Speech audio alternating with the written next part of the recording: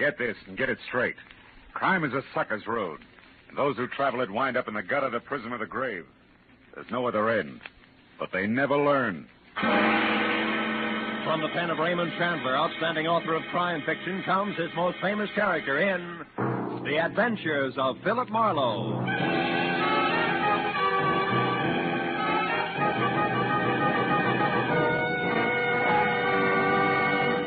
Now, with Gerald Moore, starred as Philip Marlowe, we bring you tonight's transcribed story, The Cloak of Kamehameha.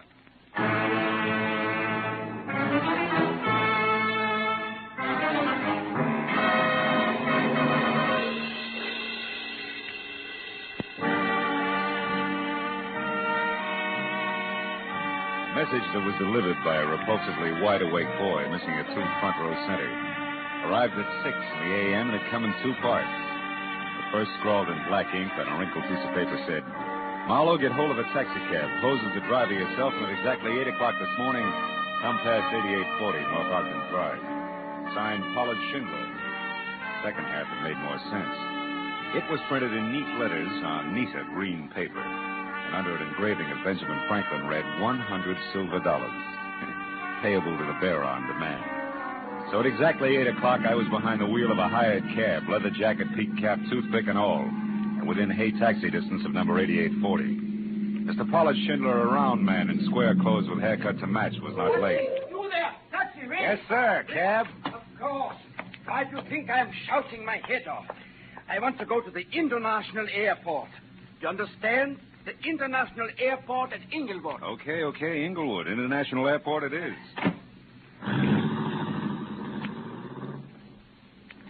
Now, look, the meter. Quick, put the flag down. Every minute I'm being watched. Huh? Oh, yeah. Watched by who, Mr. Schindler? I don't know. Now, listen carefully, Marlowe. Later, you two are to go to the Kamehameha Hotel and wait for a young lady named Lenny Collier. Uh-huh. Then, at the hour she designates, you go to her house, number 44 Diamond Head Circle, and pick up the cloak. Now, wait a minute. Kamehameha, Diamond, what is it? The hotel isn't by any chance in Hawaii, is it? Didn't I mention this in my note? Oh, you didn't. Or did you mention picking up a cloak? That just proves I haven't been myself ever since yesterday.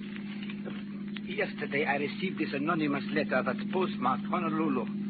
All it says is, Kamehameha's cloak of golden feathers will bring no less than death. Oh, great. Marlowe, have you ever been to the islands? Yeah, twice. Once on business and once pleasure. But then surely you've heard people speak of King Kamehameha. Yeah, I think I do. He was back around the 1780s, right? Yeah. Big organizer, conquered Oahu by driving the defenders over the cliff that divides the island in two in the... Pali. Oh, yeah, Pali. Now, Marlowe, the feathered cloak that Kamehameha wore was about 100 square feet, and every inch of it a golden yellow feather. Uh-huh. And valued at more than $500,000. Hey, how come? The feathers. Oh, the feathers, yeah. They are from the now extinct black mammal bird, Marlowe. There was only one yellow feather on each bird. Well, I could explain why they're now extinct. But don't tell me that all this is a game of Collier to Marlowe to Schindler with a cloak that belongs to the museum. Oh, no, Marlowe, it isn't with the cloak you speak of. But Lonnie Collier has another one. Less valuable, of course. It's 1/4 the size. Oh? But it also belongs to the king. And it also is made of the priceless feathers. And is this her property to have in a whole legal-like? Yes. Lonnie is wealthy. About 25. Went to fashionable schools here in California. And as a result, cares more about fun and pretty clothes than she does priceless heirlooms. I can't understand that.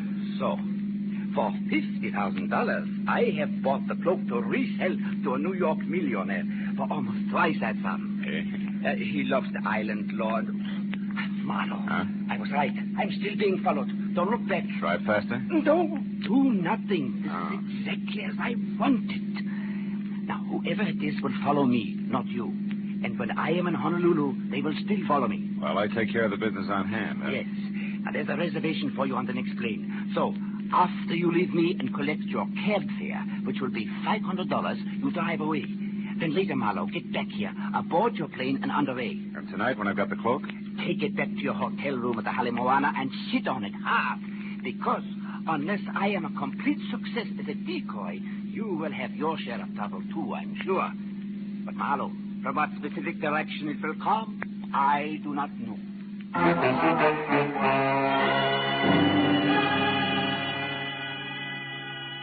got the $500 to cover expenses for my Honolulu trip and was told to keep the change. Back in my apartment, I packed, got another cab, said International Airport, Inglewood, and settled back to think about the crossroads of the Pacific. There I was wrong, because in the next minute and those that followed, everything was done the hard way. First, we ran out of gas, then got tied up in a traffic jam, and after that got stopped for speeding. All of which added up to me at the airport just in time to watch my plane take off without me.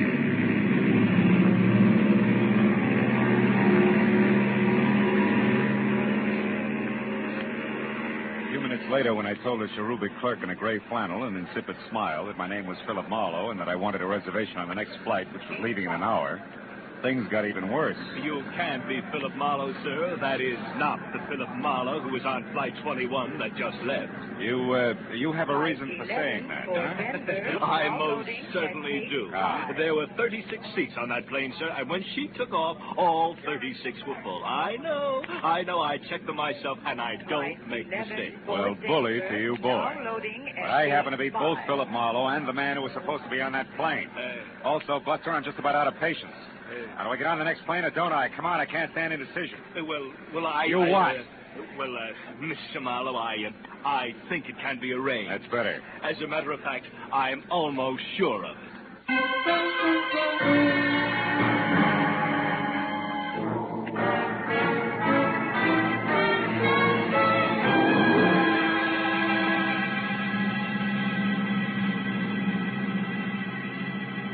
Later, the last of California had slipped over the horizon, and there was only clear sky ahead. Oh, I began to relax.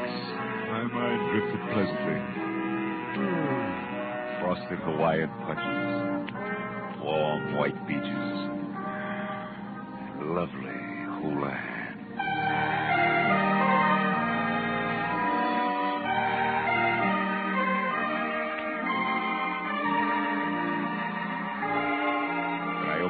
Again, Diamond Head was in front of us, and majestic in the red glow of the evening sun that gave all of the lush Moana Valley I could see the texture of thick velvet.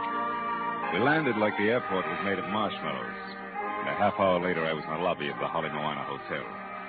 It was cushioned rattan and Philippine mahogany over cool tile, and everywhere laughing, sunburned people wearing anything from Catalina swimsuits to prefabricated hula skirts. So smiling both inside and out, I worked briskly to the reservation desk and told a good-looking Hawaiian in white flannel that I was Philip Marlowe. But at his reply, I stopped smiling both inside and out. But, sir, your reservation was taken 2 hours ago. There must be some mistake. Some mistake? You are Philip Marlowe of Los Angeles, sir. Yes, so right. And look, I've been through this before today because of what I thought was an error due to what, sir? Nothing. Yeah, I'll talk to you later. A large circle of mirror on the wall behind the clerk.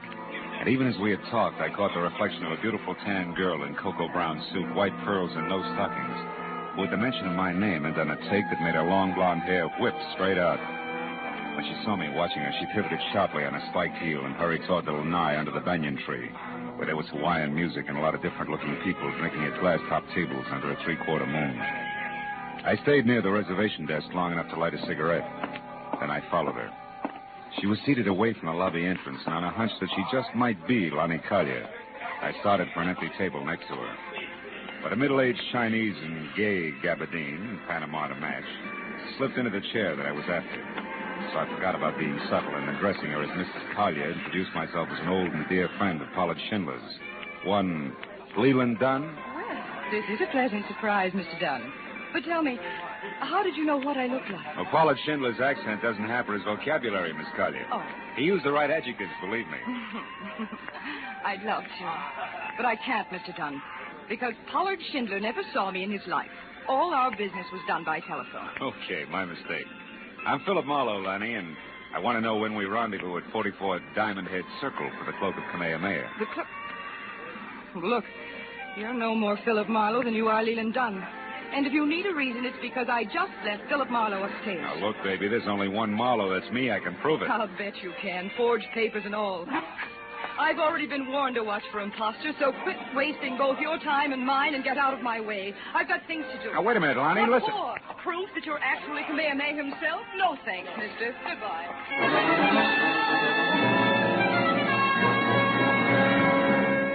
Now I had two clues. One, an obvious party who had assumed the name of Philip Marlowe, and the other, Lonnie Collier. Less obvious, but more intriguing. So figuring the road company Marlowe would keep, I followed Lonnie, who by this time was getting into a long yellow convertible. Before I got to her, she lurched from the curb, so I ran across the street to what I thought was a taxi. But I was wrong, because it turned out to be a chauffeured limousine and being helped in by a small, swarthy item of dubious lineage in a wrinkled cotton uniform was the Chinese in gay gabardine and Panama to match, who had been sitting near us on the lanai. What counted more was that he obviously sensed my problem. You wish to follow the girl, sir? Yeah, you know, it's a lover's match. You know what I mean. I think so. Jolo, quickly. Yes, sir. You know where she's going, sir? I'm not sure. Maybe Diamond Head Circle. Maybe it's leading, sir. Oh, well, then let's make it Diamond Head Circle. Is there a faster way there, a shortcut? Oh, yes, there is. Jolo, begin. Yo. Which means what? Means, never mind Diamond Head Circle. Drive fast to the factory instead. And do not move, Mr. Marlowe. Marlowe? Oh, heavy artillery. Okay, Fu Manchu, what's with the factory? You out of the way until the cloak of Kamehameha is mine. Which won't work, believe it or not, clever one. There's another Philip Marlowe who at the moment is a lot closer to that collection of fancy feathers than either of us. You lie.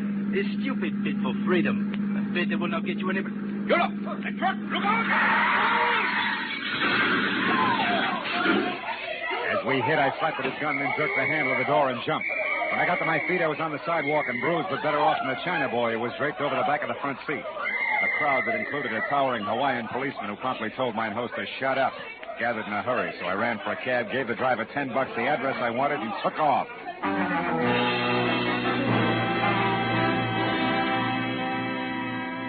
The street on which Lonnie Collier lived was a neat curving strip that rose sharply from sea level up into the shadow of Diamond Head itself. And we were there in less than 10 minutes. Finding number 44 was something else. And another 30 minutes disappeared before we finally parked away from the place, which was glass and Kona wood, tucked deep behind a thick grove of date palms. I told the driver to back down the hill without using his motor. Then I slipped into the grounds and carefully moved toward the house, until what I thought was the trunk of another palm stepped into my path. Fast. Stop where you are. At the top, which was over 6.5 feet, there was a shock of flaming red hair. The whole frame was half covered in dirty yellow shirt, once upon a time white ducks and battered brown sandals. Who are you? Someone with an appointment to see Miss Collier. Why?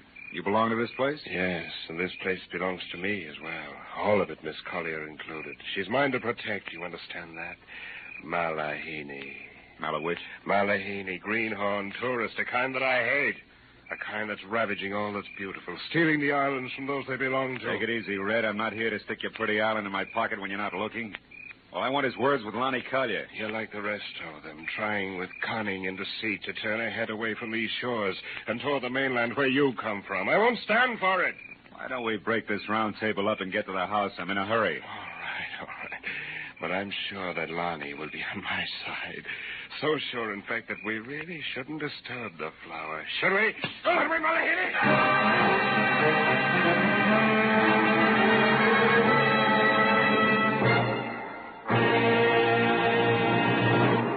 In just a moment, the second act of Philip Marlowe. But first, this Wednesday night, Fred Allen will be Bing Crosby's special guest on Der Bingle's CBS half hour of laughter and music. Earlier this Wednesday, the winner of the $1,000 prize in the Dr. Christian Prize contest will also be announced by Gene Herschel, star of CBS's Dr. Christian Show.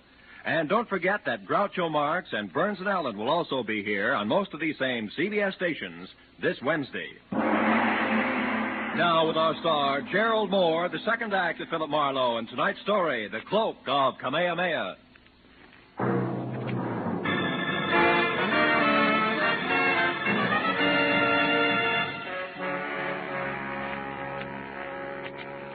A red-headed lunatic with a slow, soft voice and fast, hard fist took me by surprise. I wound up flat on my back before I realized he so much as moved. By the time I got to my feet and took after him, he was sprinting for a bamboo thicket and had a 30-yard lead. all he needed to lose me completely. When I finally untangled myself from the jungle, I came out on the road. But then I heard a motor behind me, so I dove for the underbrush again just as the heavy car roared by.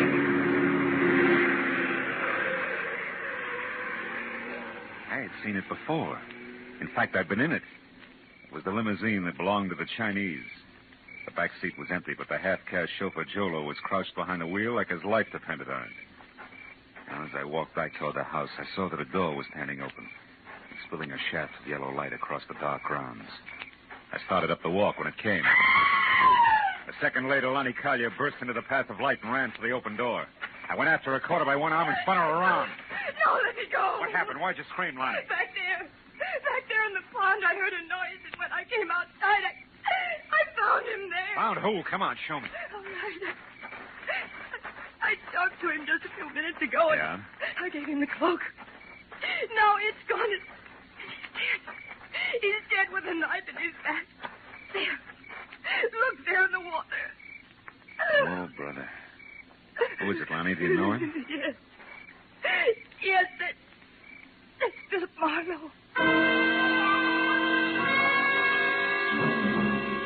Skin on my neck crawled as Lonnie tagged the thing in the lily pond with my name. He was face down in the shallow water, and 3 inches of crooked steel in the ugly curved handle of a kris stuck straight up between his shoulder blades. Somebody had made a very grim mistake. But it took 5 minutes of argument and a thorough checking of all the credentials I carried to convince the badly frightened Lonnie. I dragged the body out of the water and up onto the grass. Then I went through his pockets. What did you find? A card from the Hawaiian Island Art Products Company Limited, number 12, Harbor Street. Mean anything? No. No, I've never heard it. What's that on the back? Flight number and departure time of the plane I was supposed to take out of Los Angeles. Whoever he is, he's been one jump ahead of me all the way, right up to your lily pond here. Tell me, was anyone with him when you gave him the cloak? A half-caste in a chauffeur's uniform? No, he was a little... Looked at me, too. Now, listen, Lanny, there was a down-at-the-heel redhead here just before you came out. He claimed to be a friend of yours. Yes, that must have been Lawrence Cochran, the poet. They're making him rugged these days, huh? Lawrence wrote one great poem years ago about 2 lovers who leaped to death over the valley to keep from being separated, and their souls turned into birds. It's still very popular here in the island. Yeah? What happened? Lawrence got the habit of drowning himself in gin. And now the natives call him Papuli. Papuli? The crazy one. Yeah, well, that's closer. He's always hanging around. My mother wanted me to marry him at one time, and now that she's dead, he thinks he should look after me. Okay, Lonnie, let him keep thinking so. What do you mean? I mean, you can use a good watchdog right now. Oh. So when Cochran comes back, make him park on your doorstep. You stay inside and be careful. Those guys named Philip Marlowe getting knives in their backs. I've got a few things to do myself, but fast. All right. I'd like to borrow that souped-up convertible of yours. Where are you going? Number 12 Harbor Street in the Hawaiian Island Art Products Company Limited.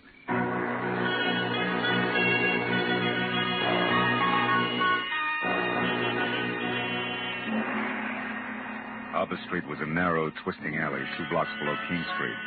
A social sargasso where the derelicts of the Pacific quietly foundered and died, filled with the damp crevices between warehouses. However, number 12 turned out to be a practically blank wall. There was one small window high up, a door with a heavy iron grill over the glass on which Hawaiian Island Art Products Limited, I.K. Lee, President, was painted in small black letters, and a thin passageway blocked by an iron gate at the side of the building. A light burned inside, but the door was locked. So after I'd ruined my shoe shine and skinned all my knuckles, I managed to climb over the gate and edge down the passageway to the rear, where I could hear water running. A marble fountain playing in the center of a walled garden as oriental as the Forbidden City. I eased across its rigid daintiness to an open door, peeked in, and then reached for my gun. Because sitting inside at a sleek white mahogany desk was the Chinese in the Panama. Well, this is a somewhat unexpected turn of events. Please, be careful with that gun, won't you? You be careful, Lee, and you won't have to worry about the gun. Tell me something. Why'd you break your neck to get Kamehameha's cloak? You know what'll happen if you try to sell it? My good man, I can sell that cloak every day for the rest of my life. A few feathers at a time. Yeah? The world must be full of feather collectors. Oh, it is. I manufacture the beautiful feather lace that islanders wear on their heads. And while the bird is extinct, desire for its gleaming feathers is not. 1 or 2 golden mamo feathers at each lay. And instead of a mere $100 apiece, I can get double that or triple. Now, do you understand, Mr. Marlowe? You got things a little mixed up, haven't you, Lee? Mixed up? How so? Your boy Marlowe is dead at Lonnie Collier's place. Oh, that. No, that was Mr. Blake, an easily accessible gentleman I hired on Main Street in Los Angeles. He only pretends to be you, for obvious reasons. Intercept the feather cloak, huh? Yes.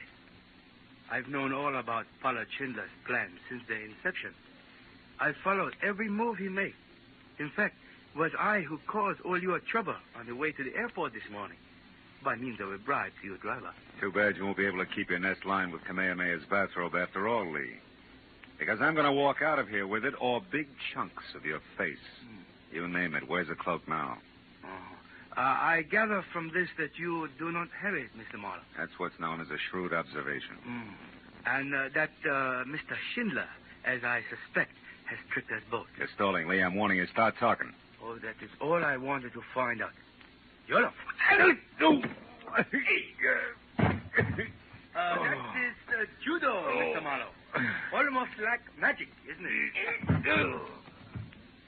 Yolo can break your back if I tell him, Mr. Marlowe. You behave. Schindler has the cloak, no doubt about it.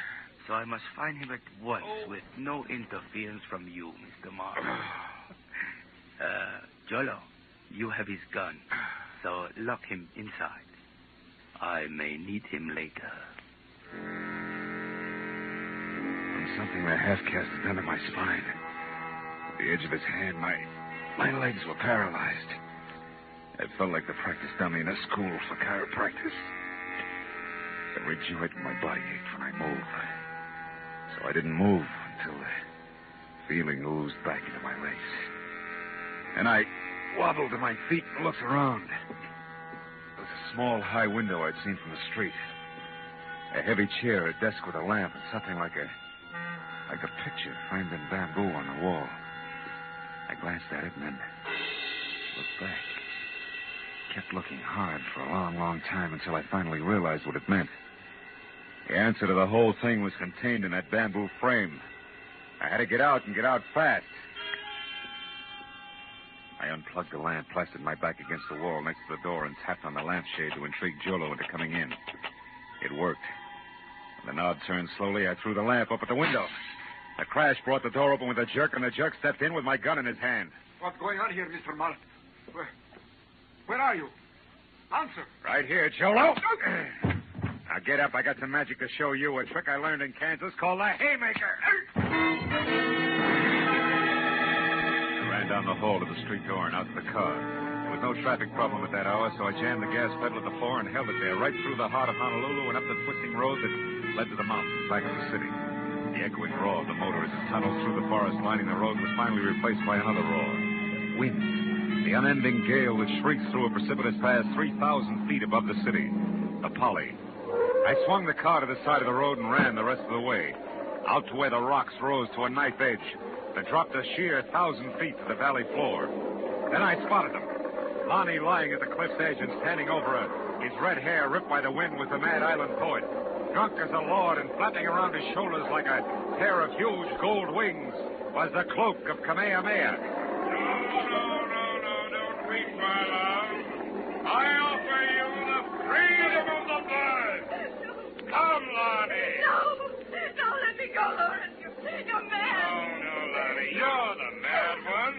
To think you could sell your treasures and leave the island. No. Your destiny is here. No, stop it. Stop it, you murderous lunatic. I tried to warn Schindler, but the fool kept on. So I killed his Collier. The man you gave the cloak to. And I'd kill 1,000 times again to keep you here with me. No. You belong to the islands, Lonnie, like this cloak and I. We must never leave. Come, it'll all be over soon, and our souls will turn to birds and live forever in this paradise. Stop! Marlowe, help me!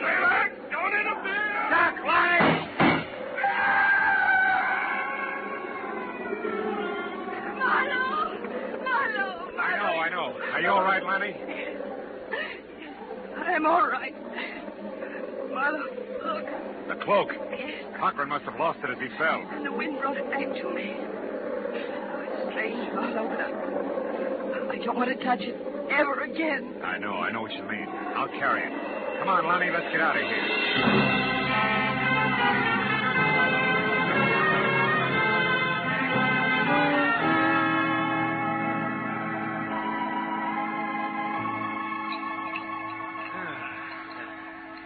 Nothing like ham and eggs and good black coffee in the morning sun to make one forget an ugly night. Right, my friend? Oh, you're absolutely That's right. all right.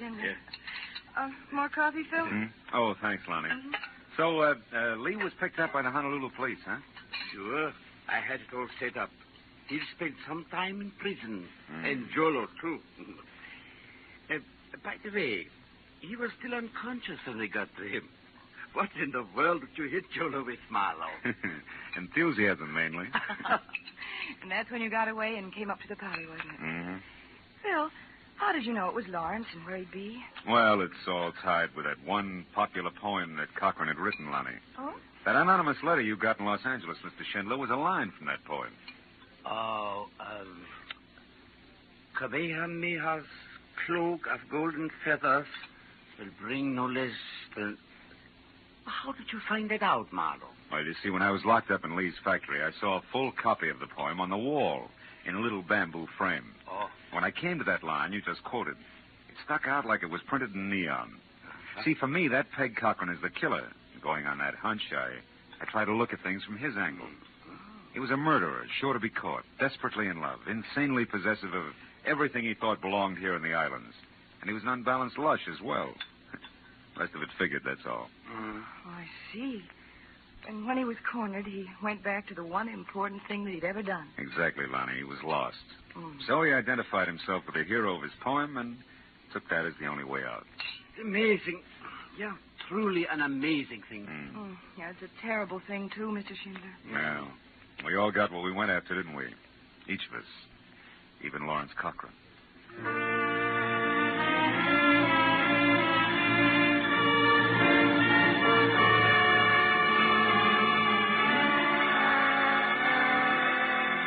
Schindler left to catch a plane for the mainland, and Lonnie said aloha and left to get ready for our date. I sat on the lanai of the hotel and watched the sweep of the Pacific from Diamond Head to the hills across the harbor, from the white sand of Waikiki to the green shallows over the reef, to the purple depths beyond. As a warm wind whispered through the palms, from somewhere I heard the soft strum of a ukulele. It suddenly occurred to me, what does aloha really mean?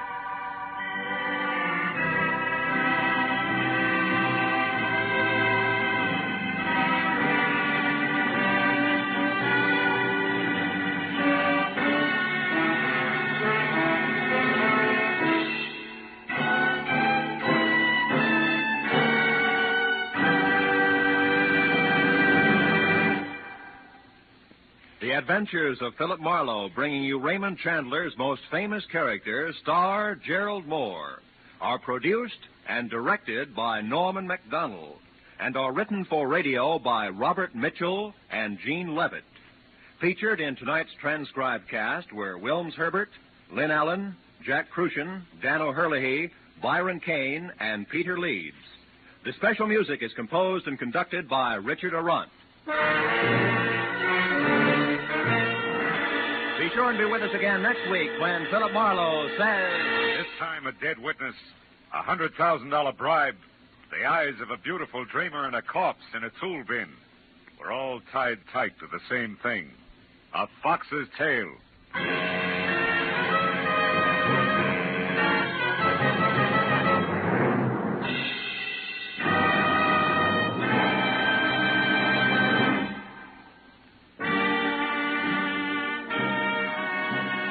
This is Roy Rowan speaking for CBS, the Columbia Broadcasting System.